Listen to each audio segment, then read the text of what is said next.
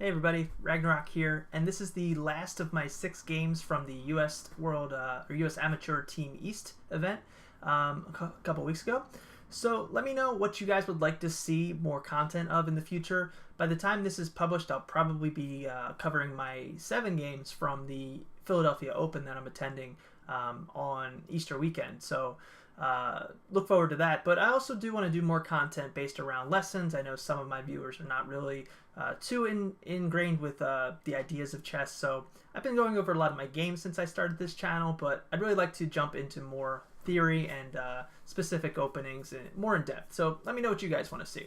But in this game, I was playing about an 1100 as white, and I was playing, I played e4, he played e6, the French defense. And the general answer to this is to go with d4 because you're trying to cover all 4 of these squares. And then white will generally push d5. That's why he pushed e6. There's a couple different answers you could do here. One would be the advanced variation, kind of blocking this f6 square for the knight. Also, this pawn is now stuck here, so this knight bishop can't really come out, kind of allowing you to do some more, maybe some pawn pushes on the king side. Really, you can just safely bring your knight out to f3 and not have to worry about any pins. So that's one variation. You could also just take here if you wanted to do more of an open game, but then again, you're giving away. I mean, it turns into a queen's pawn game with the e pawns both exchanged. This bishop is no longer weak; it can come out and attack at any time. Probably here to f5, possibly attacking here. I mean, this could transpose really into like a Caro-Kann or something like that with c6.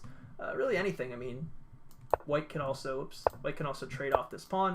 Becomes an isolated queen pawn opening. Isolated meaning that there's no pawns next to this pawn on. Arrows flying all over the place. Either of these, there's no pawns connected, so there's a lot of variations that you can go into. The main one I chose to go for, which was knight to f3, c3. The main thing is that if he wants to take here, I've got my pawn structure eventually going to push c4, but I'm also a centralized knight. If he develops, potentially I could just take it, or maybe even come over here. I'm not even sure off the top of my head. What would white play here if knight comes there? Probably bishop to g5, pinning this knight, putting more attackers here. You could really develop. White's more developed here. Maybe even like castle queenside. There's a lot of ideas. I'm kind of new to this opening, so I wanted to try it out. And I don't think that this is the right answer. As you can see, the engine is saying knight f6 is the best. c5, it's a little too early with this scenario. Normally, if this pawn isn't here, let's say it's an advanced variation, he would want to play c5, and I want to follow up with c3. His goal is to attack this pawn here. My goal is to maintain and then hold on to my advanced pawn. But in this variation, it seems a little off. I could have maybe just taken here. Bishop takes back. I'd win the exchange there. But I think in this variation, I just developed my knight to f3. And then he made what seems like a mistake, h6. I mean, my bishop probably wasn't going to come here anyway, and even if I do, he does develop a knight, I'll probably push this pawn to try to kick the piece away and not try to pin it right away. So I'm not sure what he was scared of. Maybe my knight coming in here, but that's not going to do anything. But h6 just seems like a weird move. So now that my knight's developed, it allows me to take this pawn, which again I could have done earlier, but I preferred having my knight ready to jump in, attack the f7 square potentially. So he actually doesn't take back right away. I think if he took back, I mean, he's going to lose this pawn, but for some reason he didn't want to take back. Not sure why. Maybe he just wanted some counterplay on this pawn. I honestly don't know off the top of my head. So I just defend this pawn. This pawn's not going to go anywhere because if he takes, queen takes queen, and he's lost his right to castle, I can now castle with tempo on the king. And this just turns into a good game for me. I'll probably just come up here, attacking here, but also alleviating my pressure from that pawn. So yeah, he can't really take that piece right there. So instead, pretty good move. He brings his queen out to a5. A5 meaning that now my knight can't take this pawn back. He's alleviated the pressure of my queen trading his queen. And he's also putting another attacker on this c5 pawn. So I decide a lot of times in this case, you don't really have to worry about holding on to the pawn advantage. I mean, what's this pawn doing out here anyway?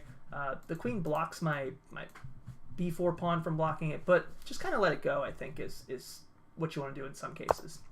So I come here because if I did something different, like let's say I just developed with my bishop to e2, he could then come in here, and this is kind of just troublesome for me because now he's got 2 attackers on my knight. I've given up a pawn. I can't block this, so I have to move away, and he'll just have a really nice position, I think, here. So I have to worry about that. So I move my queen up here. Now he can't take because I can take the knight back, and if his queen takes, now I'm effectively up a minor piece. So that would be better for me. So I decided that's why I wanted to block the pin so this knight can move. So that's not what happened in the game. His bishop took here. It's actually the best move, I looked at this afterwards, is to bring my bishop here. Because if he blocks, I could just take this piece. And if he blocks with, I think, the bishop, I think I can still take the piece. Because if he trades, I trade. It would be an even game, but I think having this bishop's just nicer. I could probably do something like this and just block him from castling, although he might push here. And no, this just looks like a much better, more open game for me.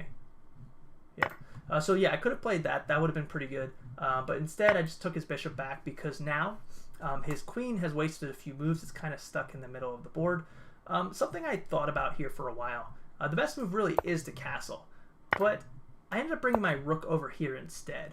And the reason I did it was because I felt like if I castled and then, you know, the main reason I want to castle this way is just have more pressure on here so that if he takes, you know, it's checkmate in 1. That's really the main idea. But, you know, he's got 2 pieces that haven't developed just yet because he's moved his queen a few times. He's done a lot of pawn moves. I think that I was scared of these pieces developing, a rook coming in here, and then having to worry about this c2 pawn, you know, possible checkmate ideas. The reason I probably shouldn't be scared about that is that it's so far off, it's not a big deal. But I will say that the other thing I was thinking was he would probably come here right away. Now again, he still hasn't developed his queenside minor pieces, but I didn't see an easy way to stop this, at least over the board. Maybe I come here, but then he attacks my rooks, you know, a pin on both, a fork on both pieces. Maybe I take here again, he takes. Yeah, it just didn't look too favorable for me. I mean, of course I don't have to let that happen, but how else do I block this? I wasn't really sure. Maybe here, pawn pushes. Didn't really like it. It just didn't seem good to me. Kicking this away, he takes, I take, he takes. It's just, I didn't like it. So that's why I knew my rook needed to be here, but I wanted to make sure this king defended this pawn and didn't get in the way of possibly being checkmated once my pieces start moving away. So that was the idea anyway. He castles as normal. I just take the pawn. He could take back, and if he takes back, and then, you know, I don't really have to worry about check because I'm really just going to block it anyway. But he actually didn't take. He actually brought his rook, which makes sense, kind of. Getting his rook on the same file as my queen could be good. Now this pawn can't take, at least not right now. So he does that, and I decide to push to d6.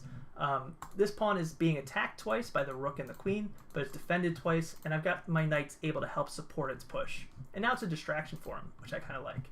It's a passed pawn that's only 2 squares away, but you know he's doing a good job with his rook in the way.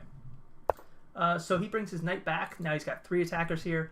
I have to be careful here because I believe, you know, this check idea is here, but not check, sorry, tempo on the queen. So the queen can't take right away because then the knight will take the queen. So he comes back, and I thought about this move for quite a while, maybe like 5 to 10 minutes. And then the next move was like 20 minutes. I wasted a lot of time on this because I really wanted to make sure it worked. So the main things I'm thinking about here, I would love to put tempo on the queen here, but of course, check, I would lose the knight. So I have to be careful of that. And again, that's another reason why I was worried, or that I should have castled queenside, because what I could do is, let's just say I castled queenside to go back, because I think it would have been easier to see this maneuver. So let's just play it out as if everything happened normally. Now, it's a little different. This is exactly the same thing, except the king is on a different square. I can push here. He comes in. And then now this is kind of nice. I mean, if he takes, there's no check. What was I thinking here, though? Maybe that actually kind of looks kind of bad. Huh. Yeah, that's not good. Let's just go back. I knew there were some other ideas in there. Maybe it wasn't going to work out exactly like this, but I can't quite do that right away. So let's just go back to the game. The point is I have to defend this knight first. So that's why you saw my move here of my bishop to d3, because it's defending this pawn, which would be hanging actually if I made a different move. And it's also defending my knight. So now really I'm getting ready to come in here with my knight. Now he pushed f5. And here's the move that I thought for like a good 20 minutes for, because I really had to plan it out. I was giving up a piece. So the move I thought was good. The move it's suggesting seemed a little passive to me. I want to make sure I defend this piece, because if I move away, I mean, he's just going to get the pawn back. Yeah, you know, it's evening the game. Yeah, pawns are even 6-6. But, you know, I didn't think that that was the advantage I could get here. I saw something a little better. So I actually decided to go with queen to f4. And I thought a little bit, because this is eventually going to be a weak square once I can bring that move that I've been looking for with the knight on e5. Now, of course, I'm giving up a knight, so that's why I really calculated it. So his pawn takes, but that's opening up my position here. Now my knight does come in with the tempo on the queen, also with my queen to check on his king. Now I calculated this for a while. It could potentially be mate, but he had to make the right moves. So it's funny, the engine's actually saying for him to take here. That's interesting. Why would he do that? Can't say I understand that, engine. Seems like you're just giving up all the pieces. But anyway, that seems like a weird... Yeah. So anyway, he took on d6 instead. Now here's the little maneuver that I came up with. It's all kind of forced to at least bring an even game. So queen takes queen on f7 check. King has to move here, because if king moves over here, I think this just wins the queen. Rook attacking d6. Yeah, so his king has to go over to h8. Now I have a nice little trade. Queen takes knight. Remember, I dropped a knight already in this exchange.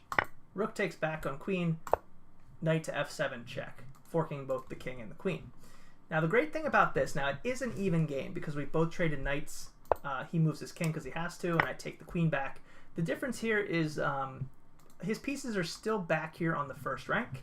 I've got this pawn attacking my bishop, but I'm going to take it because I've got tempo on his rook. And this were the like 5 moves ahead or so that I calculated. So I got the ending that I was thinking of. He has to move, and then I take back. And now this pawn can't move, this bishop can't move because it's doubled attacked. And he really has to do knight to c6. So I push here to c3, just trying to block his knight from coming forward. Really wasn't 100% sure what to do at this point. And that's kind of something I'm working on. A lot of times I get to a certain point and I'm like, all right, I know I've gotten an edge. How do I make it a great edge? And that's, you know, it's just something I'm continually working on. So there are definitely better moves I could have made in this endgame, but I decided let's connect the rooks. I don't want to trade too quickly, although I could take that bishop. I believe I'd take it at this point, just because the bishop's not doing anything yet, but I know I want to have a bishop in the endgame. That's really all I was thinking there. So his rook takes, I trade rooks. Again, his pieces are just on the back rank, and he can't really do anything, but I've got to find a way to get my pieces going forward. So I bring my king in. He does a good thing. He keeps his pawn on the opposite of my bishop, so they can't actually attack it. I push on b4, knight to c6. Yeah, not too many places his knight can go. That's why I'm blocking with f4. King comes up to f6. I just get my rook on the same file as his. I mean, maybe like the rook here might have been a little better. Move my king up here. I mean, not right away because of discover attacks, but that might have been a little better. But, you know, if I do that, he might check me and trade. I wasn't 100%, so I just got it on the same side, knowing that he can't push this pawn, because then I would take with check, and my rook would probably come in here. I'll just play out what I just said. Let's say he pushed here. You know, check. And then I've got a nice attack on both of these pawns. That was probably the main thing I was thinking there. So I go a4, just more attack. I am up a pawn, by the way, because it's 6 to 5. So just trying to maintain an advantage, try to get these 3 pawns to overtake these 2 if I can. He brings his knight in, and I play g4, just kicking his knight away. Check. I have to go back, and here's where I have to be careful because he's starting to infiltrate. Attacking my bishop, he has to move back. Attacking this pawn now, I have to move over. And then he checks me, so if I take here, I mean, it's not terrible. Is that actually what happened in the game? Yeah, that is what happened. So yeah, I don't think his knight should have come here, but if we go back a move, I think it was like, yeah, here I had to be careful because he does have this potential fork attacking my rook and king. So that's why I was forced to go to this side, to the e file. But when he blocked, I came in, I was able to defend this pawn. Knight checked. I figured it was time to take that knight so that I can come forward with tempo on the rook, attacking it. So it moves back. I bring my rook up because I want to move my king away from this pawn, and I also want to push the h3 pawn so I can defend both of them. Try to trade these pawns, he refuses. That's okay, I try to trade these pawns, he refuses, I bring my king in. Try to centralize your king is really the main idea. And if he trades, so yeah, I mean, if he did trade, let's just say, you know, I would like to ideally get an attack on these pawns. That's the goal. So let's see, I go up here, he does check. Actually, he did trade, I'm not sure why he did that. And I'm not looking back now, I'm not sure why I went there. Probably because he just comes here, maybe. Check. Yeah, maybe that was the reason why. I think I wanted to keep him off of king away from this side, so I had my rook blocking his king off. So g6, not the greatest move, because now I'm attacking this pawn, and it can't really be defended except for forcing a trade. And this was the moment I had to think, am I going to win this game, or is it going to be maybe a draw? So take a second to think about what you would do if you would take the rook, and you know, try to look further and see if you can finish the endgame. It's really only a few moves away. So yeah, we're going to look at the endgame here. I do decide to take with the rook because I have a nice chance to keep his king and try to force opposition. And again, I'm going to write about some of this stuff and do some more videos about this to explain endgame theories because they are really, really important. As you saw, we got down to a rook. Each opponent had each of us had a rook, which is pretty much 50%, I think, of tournament games will end in that scenario. So make sure you know your rook endgames. So this wasn't too much of an in-depth one, but I'm going to do some studies on it in the future. So the main point here is that I'm blocking off these 3 squares with my king and his pawn. So if I can force his king to make a bad move, and I can do that by forcing him by moving my pawn strategically. So the first thing I want to do is limit moves that he can do. That's why I go with h4 first. Because if I do something like h3, he's getting a tempo back, and now I have to move. If I move here, I mean, it's kind of drawish. So I push h4, forcing him to make a move. Our kings are now in opposition. So I try to move towards this way, but with tempo. Again, I have more pawn moves than he can. So from here, he's pushed the a6 pawn. We've got our pawns here. I do have the 3-2 advantage, but I want to make sure my king can get there in time. So I push here on c5 because let's just say he does take actually. So these are actually playing out well. His king is actually limited, so he had to move away from the opposition because what else is he going to do? I mean, right from here, if this is really his only other move because his pawns are gridlocked over here, I would then just push this pawn, push again. Now because the king has given way, I can start to take out both of these pawns, and I'll just show you. So if I can get to these pawns first, you know, I have 2 pawns which should be pretty easy to queen because there's no these pawns can't go anywhere. So that's my plan, to try to force him out of that, which is why going here, just trying to force him to trade. I mean, if he pushes, let's just say, I can do the exact same thing. King really has to take. I mean, he can go here if he wants, but it's the same thing. I'm removing him from the opposition squares, or sorry, the opposition here, and then I can just move in just like we saw before. So same idea. So he took here. This really would have worked out the same. And then I just move back, but not into the opposition again because I guess I probably could have. I don't think there's a bad move actually from here. I could go here and then just go back over there. Either way really works. but he moves back into here, back into the opposition. Again, he has to move out of it eventually because this is really his only move. It would be the exact same thing. So if you're seeing a pattern, this is the kind of like what you want to look for in endgames. So yeah, it's really his last move. That actually was what happened. I didn't realize that. Boom. And then I just take these pawns. And I decided that actually, you know, because I've created a new opposition this way, this is really the dream square, because no matter what he does, I can just march my pawn up, and it turns into a queen, and from there it would be a win. I'll just let's play it out. Trying to gauge what the skill level of all my viewers is. So let's just do a little queen checkmate. There's a lot of different ways you can do it here, but you do want to be careful. So this is usually the best way. Give him a couple squares to move to, because otherwise you would have a stalemate. So there, that could have been a checkmate there. It actually wasn't that way. He just resigned, but I thought it was a pretty good game. Some fun tactics in there. Hopefully you guys enjoyed it.